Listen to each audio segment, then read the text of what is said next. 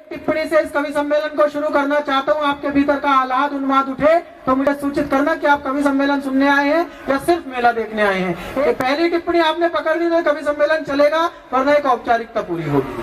आप यूं समझ लीजिए कि ये सारा व्यवधान पाक समर्थित आतंकवाद है और आपकी तालियां सर्जिकल स्ट्राइक है। ऐसी सर्जिकल स्ट्राइक से तो हम ही हार जाएंगे। मोदी जी को मना कर दो कि करने का कोई फायदा नहीं है। इस तालियों को घनत्व में बजाएं, क्योंकि हम कवियों को एक वरदान प्राप्त है। गिरीश जी, आपको, मेरे को नहीं पता कि कभी मथुर जी ने ये बात बताई है कि नहीं बताई, मैं आपके समर्थन में खड़ा हूँ इसलिए बता देता हूँ। अंतिम पंक्ति तक जो लोग बैठे हैं, जो लोग खड़े होकर सुन रहे हैं, सब समझ लो एक बात, हम कवियों को एक वरदान प्राप्त है। जो हमारी कविताओं पर ताली नहीं बजाता उसे अगले जन्म में घर घर जाकर बजानी पड़ती है। तो अब आप लोग तय कर लो कि आपको अपने साथ क्या करवाना है। महिलाएं ऐसे ही लगातार बोलती रहेंगी, मैं जानता हूँ। हम इधर से बोलते रहेंगे माइक के सामने, ये बिना माइक के बोलती रहेंगी। इन्हें भगवान भी चुप नहीं करा सकता। इन्हें रोटी ना दो तो जी लेंगी, पानी ना दो तो जी लेंगी। इन्हें बात करानी बंद कर दो, 15 मिनट में बिना किसी कैंसर के मर जाएंगी। तो इनका तो सारा उपचार हमें पता है साहब। गिरीश जी, ऐसे गर्दन मत हिलाओ। मेरी 2.5 साल पहले शादी हुई है।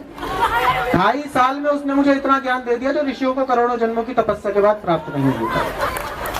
देखो, आप लोग पीछे वाले लोग खाली मुफ्त में बैठोगे तो काम चलेगा नहीं। जीवंत होकर बैठो, क्योंकि चाणक्य ने कहा है बुराई इसलिए नहीं फैलती कि बुरे लोग ज्यादा बोलते हैं, बल्कि इसलिए फैलती है कि जब बुराई सड़क पर घटित हो रही होती है तो ये अच्छे लोग अपनी खिड़कियां बंद कर लेते हैं। आप अपनी खिड़कियां खोलकर बैठिए। जितने मन से आप सुनेंगे उतने मन से ये सब कभी सुनाएंगे। वैसे भी मैं आप लोगों को इसलिए हंसाना चाहता हूँ कि मेरी तो शादी हो गई है, मेरे घर में तो ये माहौल बचा नहीं है।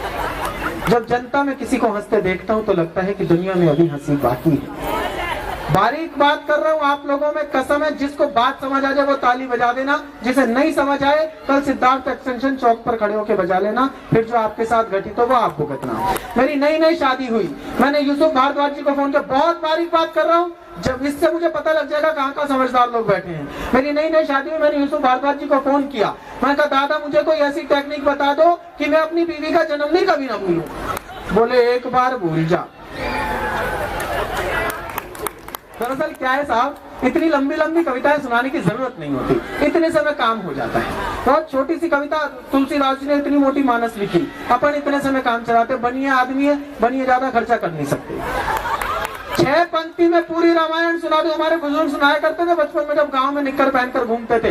तब की सुनी हुई रामायण सुनाता हूँ 6 पंक्ति में। 6 पंक्तियों की रामायण कि एक राम एक रावन्ना, वो छत्री वो बामन्ना, वाने बाकी सिया चुराई, वाने बाकी लंक जराई, राम ने रावण मारन्ना, इतनी सी थी बातन्ना, तुलसी लिख गए पोथन्ना। तो मैं तो इतनी सी बात ना करूंगा। वैसे भी आजकल फेसबुक का दौर है, फेसबुक बहुत ही कमाल की चीज है। फेसबुक से ज्यादा अविश्वसनीय संचार माध्यम पिछले 5000 साल के इतिहास में नहीं बना साहब। मैं खुद एक लड़की से 15 दिन तक करिश्मा कपूर बन के चैट करता रहा। हंसने की बात नहीं है गिरीश जी, 15 दिन बाद नंबर मांगा तो पता लगा उधर भी गोविंद भाई था। अपना विश्वास उठ गया तब से फेसबुक पर से। ये 4-6 तालियों से अच्छा, महिलाओं को मैं ज्यादा हंसने के लिए कह भी नहीं सकता, इन्हें ब्यूटिशियन समझा के भेजता है।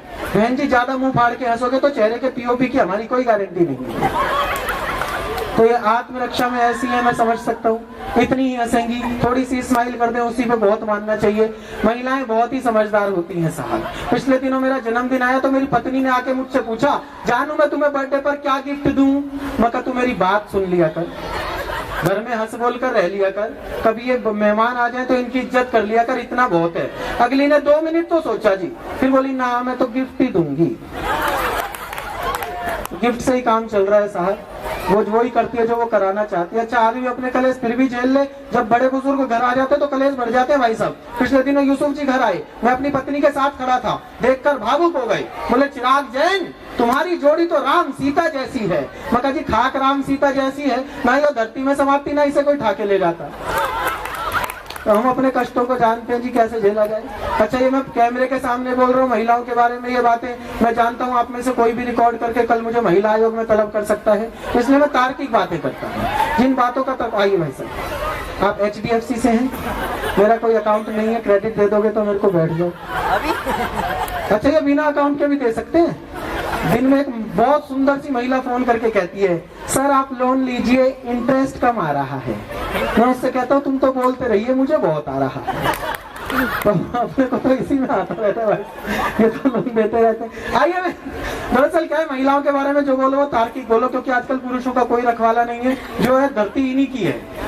ओलंपिक में पदक जीत के लाई तो ये, पैरा ओलंपिक में पदक जीत के लाई तो ये, यूपीएससी में फर्स्ट आई तो ये, सीबीएसई में टॉप किया तो इन्होंने। इसका कारण आपको पता है साहब?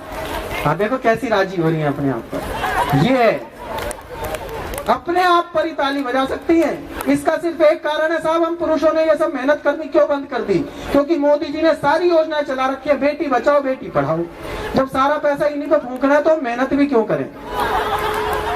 सारा पैसा तो इन्हीं पे फूंक रहे हैं साहब। मैं सच बता रहा हूँ, हमारे लिए कोई हित की बात नहीं हो रही है, इसलिए तार्किक बातें करता हूँ। एक ताना आप सबको मिलता होगा, लेकिन गिरीश जी आप बड़े आदमी, आप स्वीकार नहीं कर पाओगे। कॉलोनी का मामला है, मैं स्वीकार करके बताता हूँ। दिन में 20 बार बोलती है, तुमने मेरी जिंदगी नरक बना दी। कोई ढंग का मिला होता तो मैं कितनी खुश रहती। अब बताओ, जैसे हम नहीं मिलते तो इसे कोई धनपति कुबेर मिल रहा था, लेकिन ये बोलती है साहब। एक दिन मैंने लपक लिया। और आप लोग भूल जाना कि आप स्त्रियां या पुरुष, अगर बात सच हो तो आनंद लेना। इन महिलाओं को आप स्वर्ग में भी छोड़ दो जी, इससे बढ़िया जगह तो नहीं बनाई जी।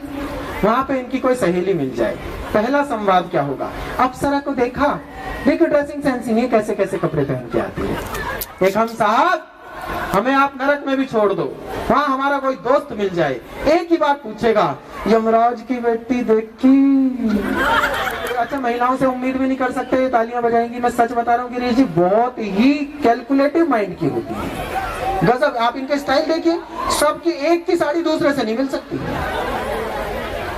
और हमारे पास 4-5 के बाद तो डिजाइन खत्म हो जाते हैं साहब।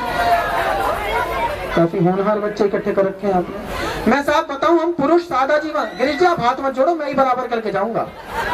ये सारी महिलाएं घेर कर बैठ गई है कि इसे बुलाया किसने है। तो गिरीश जी आप चिंता न करें, मैं आपका आज यहाँ पूरा मामला सेट करके जाऊंगा। आप जहाँ बैठे हैं बिल्कुल सही जगह बैठे हैं। दरअसल क्या है साहब, हम सादा जीवन उच्च विचार में विश्वास करते हैं। गिरीश जी जैसा आदमी पूरी तपस्या कर रहे हैं, पूरी मेहनत कर रहे हैं, एक जीन्स पहन के आ गए, ऊपर एक कमीज लटका ली, इतना सा, ना कोई लिपस्टिक ना पाउडर। बाकी सबको देखो, कुछ नहीं किया होगा, 1.5 घंटे मेकअप रूम में तैयार हुई होंगी। उसके बाद 12 के जो पहली सहेली मिली होगी उससे कहा होगा आज तो मैं कुछ कर ही नहीं पाई। ये वो है साहब, हम कितने सादा लोग हैं मैं आपको बताऊं। आप इन महिलाओं को करवा चौथ के दिन देखना साहब, अभी 19 तारीख को आ रही है। यहाँ बाहर महारानी बाग में फुटपाथ पर बैठकर 25 रुपये की मेहंदी लगवा कर आएंगी पट्टे पर, और पूरे घर में हंगामा। देखियो कैसी लगी है, देखियो बेल नहीं बनी, देखियो बूटा नहीं बना, देखियो रंग नहीं चढ़ा। एक हम साहब 2500 रुपए की दारू पी के आएंगे, चुपचाप सो जाएंगे। इसे कहते हैं सादा जीवन उच्च विचार। हम तो सादा जीवन उच्च विचार में विश्वास करने वाले लोग हैं साहब, हम फालतू के पंगे लेते नहीं है। वैसे भी महिलाओं के बारे में आंटी मैं सच बताऊं, ये बातें मैं नहीं कह रहा हूँ, ये सार्वभौमिक सत्य है। मैंने एक 5वीं क्लास के बच्चे से पूछ लिया था, बताओ जलेबी को स्त्रीलिंग क्यों कहते हैं? बोला जी क्योंकि ये टूट सकती है पर सीधी नहीं हो सकती। तो बच्चा जान गया है साहब मैं कहा है। मैं दरअसल क्या है, दिल्ली में आप लोगों को इसलिए हंसाना चाहता हूँ, हम बहुत बुरी स्थिति में फंसे हुए दिल्ली वालों, आपको अंदाजा नहीं है, हम खतरे में हैं। हमारे एक तरफ हमने मुख्यमंत्री ऐसा चुन लिया जो आइटम पीस है, और दूसरी तरफ प्रधानमंत्री हमें चुन के देश ने ऐसा दे दिया जो अपने आप में आइटम बम है। एक तरफ ये दल, दूसरी तरफ ये दल, कुल मिला के दलदल। तो पूरी दिल्ली दलदल में फंसी हुई है साहब। लेकिन फिर भी अरविंद केजरीवाल आए, क्या लोकप्रियता है हमारे नेताओं की आपको।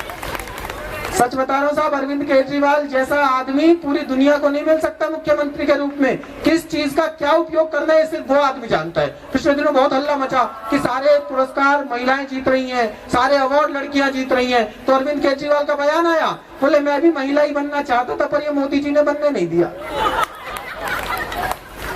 कमाल की चीज है साहब। पिछले दिनों दिल्ली में तूफान आया तो सिविल लाइंस में अपनी कोठी में एक पेड़ से चिपक गए घबरा के। आधा घंटे बाद जब तूफान शांत हो गया तो पसीना पोंछते हुए बोले आज मैं नहीं होता तो ये पेड़ गिर जाता। ऐसा मुख्यमंत्री साहब, और उसका जो उपयोग हम दिल्ली वालों ने किया वो भी दुनिया में कोई नहीं कर सकता। पिछले दिनों होली पर मैं घर से बाहर निकला, एक दुकान पर लिखा हुआ था केजरीवाल गुलाल। मैंने कहा भाई ये क्या कलेश है? बोला ये अब तक का बना दुनिया का सबसे महंगा गुलाल है। मैं कहा कितने का है? बोला 5000 रुपए का 10 ग्राम।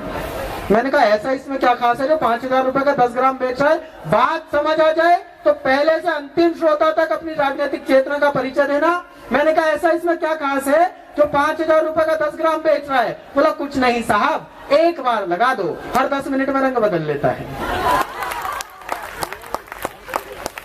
ये है साहब हमारे मुख्यमंत्री की मार्केट वैल्यू। और प्रधानमंत्री भी कमाल ही है साहब, अद्भुत प्रधानमंत्री हमने चुने हैं। पिछले दिनों हंगामा मचा, देश का माहौल खराब है, देश का माहौल खराब है। तो एक पत्रकार ने मोदी जी से पूछ लिया, व्यंग्य समझ आ जाए तो जिन्हें समझ आए वो तालियां बजाना। मोदी जी से एक पत्रकार ने डायरेक्ट पूछ लिया, बोले मोदी जी देश में असहिष्णुता की चर्चा चल रही है, देश के माहौल पर आप क्या कहना चाहते हैं? मोदी जी बोले देश का माहौल अच्छा होता तो मैं बाहर क्यों घूमता। तो हमने तो प्रधानमंत्री भी ऐसा चुन रखा है साहब। वो शपथ ग्रहण समारोह में आडवाणी जी चले गए सर। आडवाणी जी से वेटर ने पूछ लिया, सर आप क्या लेंगे? आडवाणी जी बोले लेने तो मैं शपथ आया था, पर तू जलजीरा ही ले आ। तो भाई ने कईयों को जलजीरा पिला रखा है साहब। लोग कहते हैं सरकार बदल गई, सरकार बदल गई। कोई सरकार नहीं बदली। पिछली सरकार में और इस सरकार में सिर्फ इतना सा अंतर है, शुद्ध व्यंग्य पढ़ रहा हूँ आपके बीच, सारे राजनीतिक चोगे उतार कर बैठना, कि पिछली सरकार में और इस सरकार में सिर्फ इतना अंतर है साहब कि उस सरकार में एक मनमोहन सिंह थे, बाकी सारे प्रधानमंत्री थे। इसमें एक प्रधानमंत्री है, सबको मनमोहन सिंह बना रखा है भाई। सच में बहुत मुश्किल काम है। और जो तीसरा दल है जिसे हम कांग्रेस कहते हैं, मैं राहुल गांधी जी का इतना बड़ा भक्त हो गया हूं साहब। शुद्ध व्यंग्य की बात कर रहा हूं। कांग्रेसी अब तक क्या करते आए थे साहब? संसद में चर्चा करते थे और खाट पर जाकर सो जाते थे। इस आदमी ने परंपरा को बदल दिया। व्यंग्य पकड़ ले तो मुझे बता देना कि सिद्धार्थ एक्सटेंशन के लोग अखबार पढ़ते हैं और चेतना के साथ पढ़ते हैं कि पहले के लोग संसद में चर्चा करते थे और खाट पर जाकर सो जाते थे। राहुल गांधी जी खाट पर तो चर्चा करते हैं। तो ऐसे बदले हुए नेताओं को भी मैं प्रणाम करता हूं साहब। आइए, उड़ी में घटना घटी तो देश को लगा हम त्योहार कैसे मनाएंगे। देश पर आतंकवाद का साया है, चारों ओर से आतंकवादी हमला कर रहे हैं। सेना के कुछ जवानों ने हमें आश्वस्त किया, 1 मिनट के लिए मेरे साथ हो जाना, कि हिंदुस्तान के लोगों आप अपने त्योहारों में कमी मत करना, हम सीमा पर आपकी रक्षा करने के लिए अपनी छाती तान कर खड़े हैं। 4 पंक्तियां उन लोगों के लिए सिद्ध करता हूं साहब। इतिहास गवाह है, हिंदुस्तान ने कभी पहला थप्पड़ नहीं मारा, लेकिन इतिहास इस बात का भी गवाह है कि आखिरी थप्पड़ हमेशा हिंदुस्तान ने मारा। कि अगर दुश्मन करे आगाज, हम अंजाम लिख देंगे, लहू के रंग से इतिहास में संग्राम लिख देंगे। हमारी जिंदगानी पर वतन का नाम लिखा है, हम अपनी मौत भी अपने वतन के नाम लिख देंगे। धन्यवाद। आप लोगों को दिवाली की बहुत बहुत शुभकामनाएं।